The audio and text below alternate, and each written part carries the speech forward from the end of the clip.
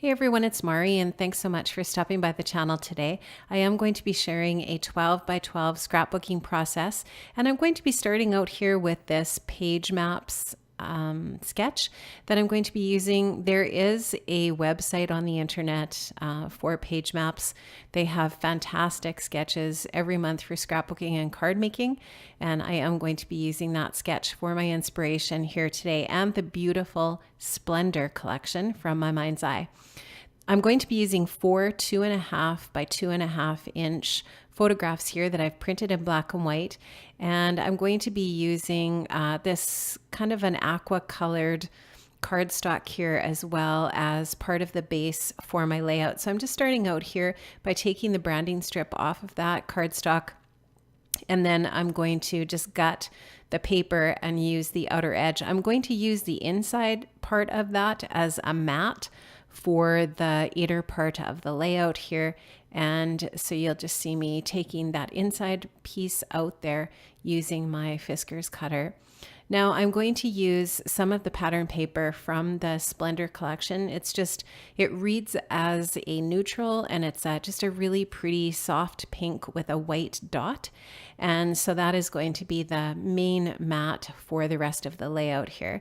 So I've taken the branding strip off here, and now I'm going to cut about, I think about 1/2 inch or so off of two sides of that paper. And then in that way, that aqua paper will show as a little bit of a border around the outer edge. Now I'm going to take this piece here, and this is the piece that I gutted, and I'm just going to put my photographs on here and see where I need to trim this paper down so that I can then create one of the next mats for the layout here. So I'm just taking my pencil, I'm just eyeballing this just so that I know I can get my photos on there nice and evenly, and I end up using another mat of pattern paper here in a bit, but you'll see me do that here shortly.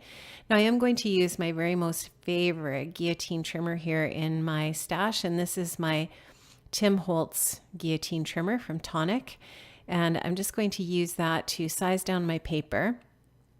And now I'm just going to take this amazing text paper from the Splendor collection as well. This is my favorite paper from this collection. It's just gorgeous. It's just got some really cool sentiments on it, like lovely, best day ever, I'll always remember this moment, never let me go, our very happy life together forever, and so on and so on. So this would actually be really, really nice for wedding layouts as well. And I actually plan to use this collection for another one of the wedding layouts for my daughter.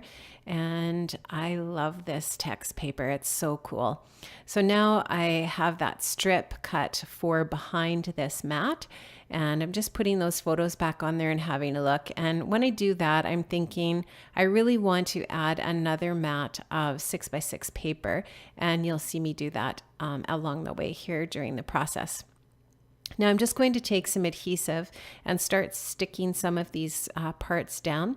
So I'll start by sticking down this pink paper over top of that frame. And once I've got that done, then I am going to get this text paper on here. I've sized that down just slightly, just so that it doesn't overlap over top of the edges of the pink paper. I want it just to come to the edge of the pink. I know that the sketch suggested that strip paper go over top of the edges, but like right to the very edge of where the frame is, but I didn't want that. I just wanted to take it to the edge of that pink paper. Now I'm just going to take some craft foam, and I'm going to pop up that aqua colored mat, and that will just give it a little bit of lift and dimension on the layout. I'm going to take some of my liquid adhesive here. I think I might just have to stick the little pin back in the top of that and just get that flowing a little bit better here. And once I do that, I am going to get that liquid adhesive down, and I'm going to flip this over and put a little bit of weight on top of that for a couple of minutes and let that adhere really well. So you'll just see a little bit of a transition, and while I give it some time, I'm also using my T-square here as well, just to make sure that this is nice and straight. And get that ready to go here for my next step. So now that that's all nicely adhered down, this is where I'm taking another piece of pattern paper. This is from the Splendor 6x6 pad, which is going to be a perfect mat for this set of 4 photographs here. And it just leaves a little bit of space below. You can see that about an inch below that 6x6 paper, where I'm actually going to use some alphas, or actually some phrase stickers, to add a little bit more detail to the layout. So I'm just going to kind of size those up and get them placed where I want them. And I'm actually going to adhere them down with some foam adhesive to give them a little bit more dimension.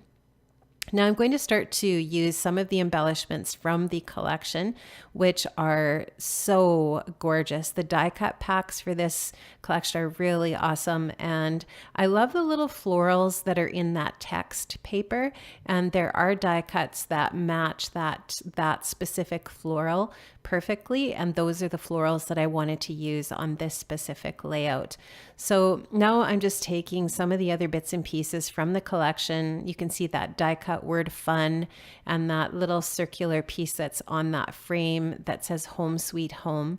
I'm just going to have fun using the chipboard and the die cuts, the enamel dots and so on, the sticker sheet, and you'll just see me placing some of those bits and pieces here and there on the layout as I go.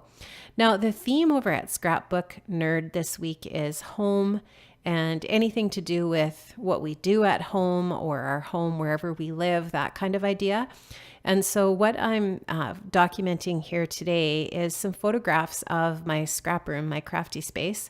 And what I'm just putting down in my journaling is just about how when we moved recently to this house that we're living in now, one of my priorities was to make sure to get my crafty space set up fairly soon after we moved, which probably sounds kind of silly because, you know, in the grand scheme of life and thinking about our priorities and that kind of thing, you know, I mean, you might not necessarily think it's that important, but for me, it really was. And it was part and parcel of getting the whole house set up. I mean, obviously we set up the kitchen first because you got to eat, but the craft room wasn't too far after we got the basics set up in the house. And I was really grateful to have had the support of my husband and getting it all ready to go and things put together. My son-in-law helped lots too, and we got the crafty space put together. You know, the pictures show that it's not that organized yet. It really isn't. It's kind of a hot mess a lot of the time because right now we're only here on weekends until the end of June when we're both fully retired.